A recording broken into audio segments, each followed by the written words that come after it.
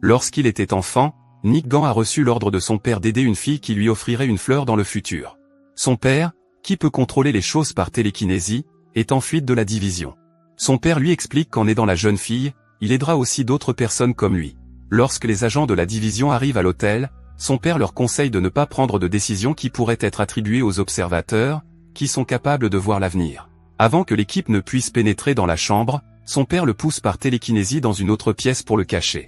Henry Carvey, qui dirige l'équipe, arrive et donne l'ordre aux agents de procéder au raid. Nick se cache dans une autre pièce et assiste à l'assaut. Carvey sort de la pièce et demande à ses hommes d'emmener le corps du père de Nick dans leur laboratoire. 10 ans plus tard, Carvey observe une jeune fille nommée Kira Hudson à qui l'on injecte une drogue qui augmente ses pouvoirs mais qui peut aussi la tuer. Quelque part dans l'établissement, une femme laisse tomber une bille de verre sur le sol alors que des infirmières la conduisent dans une pièce. Immédiatement après l'injection, Kira commence à convulser et finit par perdre connaissance. Lorsque le médecin s'approche pour inspecter Kira, elle ouvre soudain les yeux et l'attaque. Elle prend le badge de sécurité du médecin et s'empare d'une seringue sur le plateau avant de s'enfuir de la pièce. L'un des médecins sonne l'alarme et les portes de l'établissement se ferment automatiquement. Avant que la porte ne se referme, la bille la bloque, permettant à Kira de quitter l'établissement. Carvey demande à son bras droit, Victor, d'alerter tous les renifleurs, qui traquent les personnes avec l'objet qu'elles ont touché. À Hong Kong, Nick se réveille dans son appartement en exerçant son pouvoir de mauvais pour contrôler les dés par télékinésie. Il se rend ensuite au parc, avec l'intention d'utiliser son pouvoir surhumain pour tricher à un jeu de dés, mais ne parvient pas à contrôler le dernier dé. Nick, qui doit désormais $6 000 au croupier, est battu et poursuivi dans le parc à cause de la dette qu'il a contractée. Lorsqu'il rentre chez lui, 2 agents de la division l'attendent à l'appartement pour l'interroger sur une fille qui a volé un objet appartenant à l'organisation. Après avoir appris que Nick est resté seul dans l'appartement pendant un certain temps, les agents le quittent, mais l'avertissent de ne pas s'enfuir car ils le retrouveront. Nick commence à préparer ses vêtements et à prendre son arme, mais il reçoit bientôt un appel téléphonique étrange lui demandant d'ouvrir la porte et de poser son arme. Cassie, une observatrice de 13 ans, fait irruption dans la pièce et se dirige immédiatement vers le réfrigérateur pour prendre le poulet qu'elle a vu dans sa vision. Cassie arrive et dit à Nick qu'elle est là pour l'aider à trouver $6 millions. Cassie révèle qu'elle est une observatrice de 2e génération et qu'elle peut avoir des aperçus de l'avenir. Cependant, elle admet qu'elle n'est pas très douée et qu'elle peut parfois faire des erreurs. Cassie affirme que l'argent se trouve dans une valise apportée par la fille poursuivie par la division. Nick, cependant, dit à Cassie qu'il ne veut pas être impliqué avec la division même si l'argent est réel. Cassie affirme que des choses terribles se produiront s'il ne retrouve pas la fille et la valise. Soudain, Cassie a une vision et dit à Nick que des gens la poursuivent jusqu'au marché. Alors qu'il s'enfuit, il tombe sur le gang connu sous le nom de Famille Pop. Le père des Pop interroge Nick sur la fille qui fuit la division, disant que sa fille observatrice avait déjà vu Nick avec elle. Nick envoie le père Pop et son homme de main dans le mur et s'échappe avec Cassie. Une paire de sangsues, connue pour faire un bruit à vous couper l'oreille, leur hurle dessus, faisant voler en éclats tout ce qui est en verre dans le quartier. Pop Girl les voit immédiatement courir vers les grands aquariums et demande aux sangsues de les y intercepter. Les aquariums se brisent sous les cris des sangsues, ce qui fait glisser Cassie et Nick. Nick dit à Cassie de courir alors qu'une sangsue lui crie dessus. Peu après, Pop Girl a une vision de Nick avec Kira et Cassie, mais elle voit aussi Kira disparaître lorsqu'elle est seule. Elle fait alors remarquer à son père que s'ils tuent Nick, ils perdront la fille. Kira se réveille sur un bateau, sans savoir où elle se trouve. Un homme fumant la pipe l'ignore tandis qu'elle regarde autour d'elle. Dans la cabine, elle voit 4100 et Nick écrit sur un miroir avec du rouge à lèvres, alors elle prend son rouge à lèvres et écrit Nick, découvrant que l'écriture correspond. Cette nuit-là, Cassie part à la recherche de Nick grâce à ses pouvoirs. En se promenant en ville, elle découvre que Nick est confié à une sorcière nommée Teresa, qui peut réparer les tissus endommagés. Teresa guérit Nick, disant qu'elle ne fait cela que parce qu'elle doit une faveur à la mère de Cassie. Après le départ de Teresa, Cassie donne à Nick une lotus. Cassie montre à Nick un dessin de sa vision, qui montre une femme kidnappée par des agents de la division. Elle prévient que les agents qui ont visité son appartement plus tôt vont bientôt capturer la fille à la valise. Alors qu'il s'apprête à partir, Cassie lui montre un autre dessin représentant leur cadavre, lui disant qu'ils mourront tous les deux en poursuivant la femme. Comme Cassie l'avait prédit, les agents Mac et Holden rattrapent Kira sur la route. Sur le chemin de l'aéroport, ils s'arrêtent dans un bar pour permettre à Kira d'utiliser les toilettes. Kira utilise ses talents de pousseuse pour injecter un faux souvenir dans l'esprit de Mac, lui disant qu'il a un frère que Holden a tué. Mac sort en trompe de la salle de bain et tire dans le dos de Holden. Lorsqu'il réalise ce qu'il a fait, il retourne précipitamment dans la salle de bain pour trouver Kira. Lorsqu'elle émerge, elle lui asperge les yeux de savon et tente de s'enfuir, mais Mac la rattrape. Au cours de la bagarre, Mac retire les perles de son bracelet. Elle lui gratte l'arrière de la tête et le frappe avec un panneau de bain portable. Mac finit par s'évanouir d'un coup de pied à la tête et quitte la salle de bain avec ses clés de voiture et son arme. Dans le taxi avec Cassie, Nick exerce ses pouvoirs en soulevant son bloc-notes. Lorsqu'il voit le dessin d'un verre à cocktail, il dit au chauffeur de se rendre à un endroit appelé Club B. Il remarque un objet rond à l'extérieur du verre, pensant qu'il s'agit d'une olive, mais Cassie lui dit qu'il s'agit d'une perle. Nick suggère qu'il cherche la perle pour voir où elle les mènera. Pendant ce temps, Mac donne les perles de Kira à Carvey, lui disant qu'il se souvient de tout ce qui concerne son prétendu frère, mais Carvey lui rappelle qu'il n'en a jamais eu. Carvey ordonne à Mac de rentrer chez lui, disant qu'il est relevé de ses fonctions, mais Mac lui assure qu'il ne laissera plus jamais Kira lui inculquer de faux souvenirs. Carvey presse Mac de mettre un pistolet dans sa bouche et d'appuyer sur la gâchette s'il est prêt à parier sa vie dessus. Carvey lui dit de ne pas s'inquiéter et insère un faux souvenir selon lequel Mac a déjà déchargé son arme à feu. Mac met l'arme dans sa bouche et se tire une balle, tandis que Carvey et Victor traversent l'allée sans se soucier de la mort du policier. Lorsque Nick et Cassie arrivent au Club B, ils rencontrent un métamorphe nommé Quater, qui peut transformer les objets. Il demande à Hook de transformer un objet en perle, afin de pouvoir l'utiliser pour retrouver la valise. Après avoir transformé une boucle d'oreille en une perle brillante, Crochet leur dit de la porter à une renifleuse nommée Emily. Arrivé chez Emily, il lui montre la perle que Crochet a transformée pour eux, mais découvre qu'elle possède déjà une des vraies perles distribuées par la division. Après avoir senti l'objet, Emily leur dit qu'ils trouveront la fille qu'ils recherchent à l'embarcadère de Kwantong. Sur l'embarcadère, Kira utilise ses talents pour convaincre un couple de l'emmener en voiture. Mais avant de monter dans la voiture, elle entend Cassie et Nick arriver et tire. Nick reconnaît Kira et lui demande si elle est la femme que la division chasse. Kira en veut à Nick de ne pas l'avoir cherchée lorsque la division l'a capturée, mais Nick pense qu'elle l'a quittée parce qu'elle ne répondait plus à ses appels. La femme révèle qu'elle ne se souvient de rien de ce qui s'est passé ces derniers jours. Nick suppose que sa mémoire a été effacée pour que la division ait plus de mal à la retrouver. Cassie prend Nick à part pour lui dire que quelque chose a changé dans le futur, car sa mère est maintenant avec eux dans la vision de leur mort. Elle demande à Nick de se débarrasser de Kira parce qu'elle aggrave l'avenir et qu'elle n'a pas l'affaire, mais Nick affirme qu'ils trouveront bientôt l'affaire avec elle. Plus tard dans la nuit, il rencontre une ombre nommée Pinky Stein, qui demande 10,000 $ par jour pour ses services. Il leur assure que les tireurs d'élite ne pourront pas suivre Kira tant qu'elle sera à moins de 10 mètres de lui. Lorsque Cassie part chercher quelque chose à manger, Pinky quitte également la pièce, sentant que Nick a besoin d'être seul avec Kira. Nick s'attarde dans la pièce jusqu'à ce que Kira lui fasse croire que la salle de bain est en feu. Lorsqu'il découvre que Kira voulait qu'il entre, Nick ferme la porte de la salle de bain et tous deux commencent à faire l'amour. À l'extérieur de l'hôtel, Pop Girl s'approche de Cassie pour lui rappeler qu'elle sait comment Cassie va mourir. De retour dans la chambre d'hôtel, Cassie prévient Nick que Kira les fera tous tuer, y compris Pinky. En parlant de l'observateur, Pinky les prévient que les observateurs peuvent toujours les suivre et que ce n'est qu'une question de temps avant qu'ils ne les rattrapent.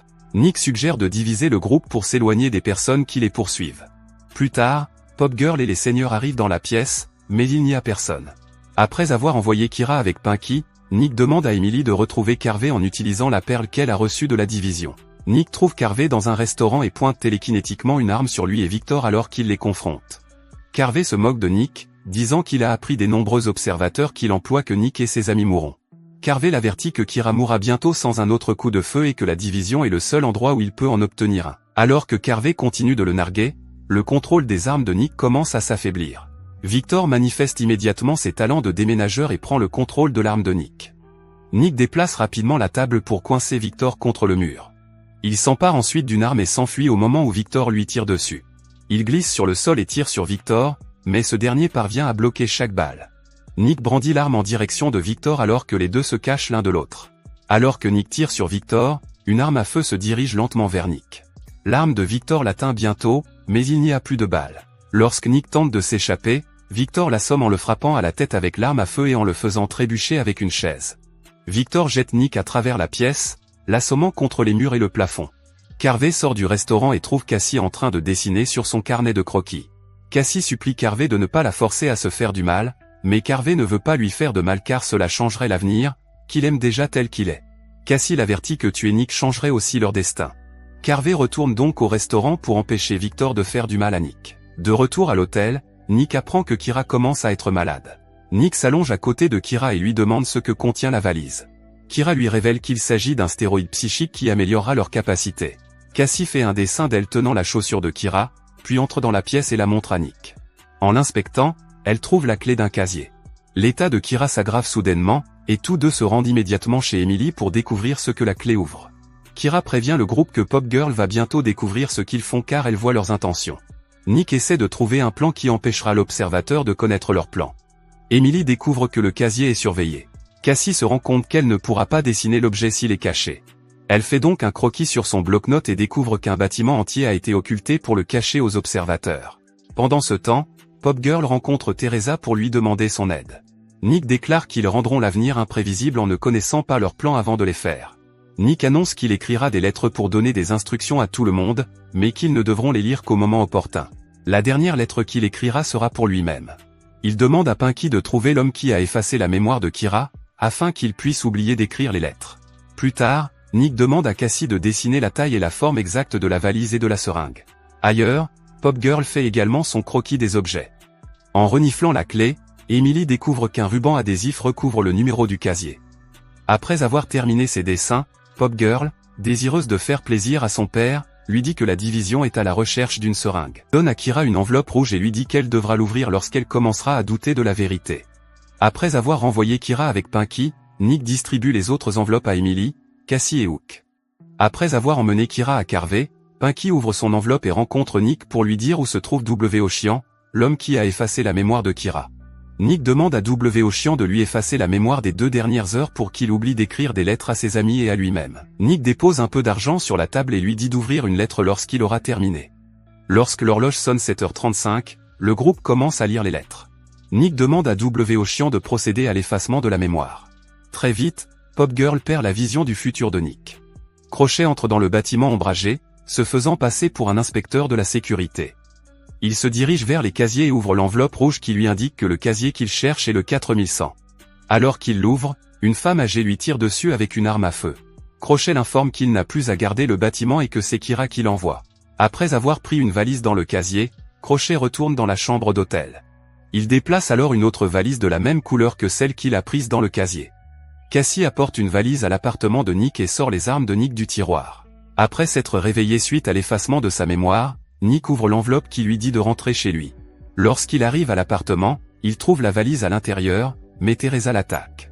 Après avoir examiné le contenu de la valise, elle la remet au hémorragique de Pop. Pendant ce temps, Nick voit les armes cachées par Cassie et les pointe télékinésiquement vers Teresa, lui demandant de le guérir. Lorsqu'ils remettent la valise à Pop Phaser, ce dernier trouve la seringue, mais celle-ci se transforme en bouteille de sauce soja dès qu'il la remet au client. Pop Girl dit à ses frères qui saignent que la vraie seringue se trouve dans un bâtiment. Pendant ce temps, Carvey tente de donner à Kira un immunosuppresseur qui lui sauvera la vie. Carvey prétend que Kira est en fait un agent de la division et qu'elle s'est portée volontaire pour recevoir l'injection. Carvey montre à Kira sa carte d'organisation et lui fait remarquer qu'elle n'a pu leur échapper que grâce à son entraînement. Carvey utilise sa capacité, prétendant l'aider à se souvenir. Nick appelle Carvey pour passer un accord avec lui, disant qu'il livrera la drogue en échange de Kira. Lorsqu'il arrive au lieu de rendez-vous, il voit Kira en bonne santé qui lui demande la valise. Kira rappelle à Nick la première fois qu'il lui a dit qu'il l'aimait, mais elle prétend qu'il s'agit d'un souvenir inventé. Nick reçoit bientôt un appel téléphonique de Crochet, qui lui dit de prendre les médicaments. Crochet demande ensuite à Nick de passer le téléphone à Carvey pour lui dire qu'il devra laisser vivre Kira et Nick s'il veut obtenir l'affaire. Victor et Carvey se rendent sur le lieu de l'affaire, emmenant Nick et Kira avec eux. À leur arrivée, Victor assomme Nick et le met dans le coffre. Après avoir pris la valise dans le casier, la famille Pop arrive avec ses hommes de main. Victor lance des sacs de poudre colorée sur les hommes de main et bloque leurs balles pour permettre à Carvey de s'échapper. Alors que les hommes continuent de leur tirer dessus, Victor jette 2 hommes de main du haut de l'immeuble. L'un des hommes frappe la voiture de Carvey, endommageant le coffre et permettant à Nick de sortir. Lorsque Nick appelle Kira, le groupe la protège et pointe l'arme sur Nick. Victor jette Nick dans les escaliers et l'envoie voler à travers la pièce. Les 2 hommes échangent des coups de poing jusqu'à ce que Nick l'assomme. Un homme en sang arrive et leur crie dessus, alors Victor utilise un bâton de bambou aiguisé pour le poignarder dans le cou. Pop Phaser, furieux de la mort de son fils, tue Victor avec son cri sonique. Lorsque les oreilles de Nick commencent à saigner, il fait s'effondrer l'échafaudage sur Pop Phaser. Nick tente d'attaquer Carvey, mais ce dernier le bloque et le manipule pour qu'il saute du haut de l'immeuble. Cependant, Nick se retourne et prend la seringue de Carvey. Lorsqu'il s'enfonce l'aiguille dans le bras, Carvey l'avertit qu'elle le tuera. Nick s'injecte la substance et commence à se tordre de douleur jusqu'à ce qu'il perde connaissance. Après le départ de Carvey et de Kira, Cassie arrive sur les lieux et le réveille. Après avoir pris la vraie valise dans un panier, Elle dit à Nick que la division fera tout pour que la drogue ne tombe pas entre de mauvaises mains. Lorsque Nick demande ce que contenait la seringue qu'il s'est injectée dans les veines, Cassie révèle qu'il s'agissait de sauce soja Nine Dragon. Sur le chemin du retour au QG de la division, Kira voit l'enveloppe que Nick a préparée pour elle. En regardant le contenu de l'enveloppe, elle voit une photo d'elle avec Nick à Coney Island, avec une note disant à Kira de tuer Carvey. Alors que Carvey dort, Kira le fixe et lui ordonne de mettre l'arme dans sa bouche et d'appuyer sur la gâchette. Peu après, Carvey ouvre les yeux et se tire une balle.